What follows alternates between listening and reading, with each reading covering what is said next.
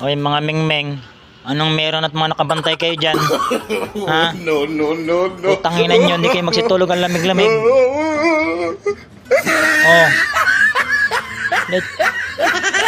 Oh. Tingnan nyo mga itsura nyo. Kakakaan nyo lang ang tanghali. Mga nakatambay na naman kayo dyan. Para naman kayo naghihintay ng mga ayuda. Ha? Kasali ba kayo sa tupad? Ay, magkilos-kilos din. Panay nakatambay dyan. Oh, pero mabait yan. Oo, kahit ganyan-ganyan hindi kakalmutin yan. Oh, ayan, ayan. At sa bantang gilid, andyan yung buraot. Ayan, yung buraot to. Ayan, naghikab pa, oh. Alang niya to. Ito yung buraot na to. Kahit hindi mo ibigay sa kanya yung pagkain, naagawin niya. Oh, ayan. Pagkadadumi ng mukha, oh. Kahit sakali mo, walang magawa, oh. Ay, Diyos me, yung mga pusang ito.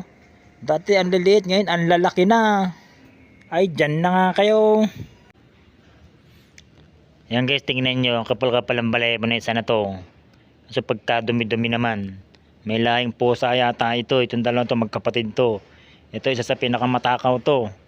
Pag binigyan mo ng pagkain yan, at sa hindi naman kanya, aagawin yan. Yan, kakalahati ang bigote. O yan, kilala ka lang yan. Pag mayroong kakain, may kakainin. Yan, maghihikab pa yan. O, halatang-halatang busog na busog. Diyos mio, yan o. Ito pa, isa na yan. Kahit sakalim mo yan, hindi ka anuhin yan. Ito yung isang pinakamabait din yan. Lalaking parehas yan. O siguro yan mga yan. Nasa may 8 months na yung mga yan. Ay nako, dyan na nga kayo. Babay na.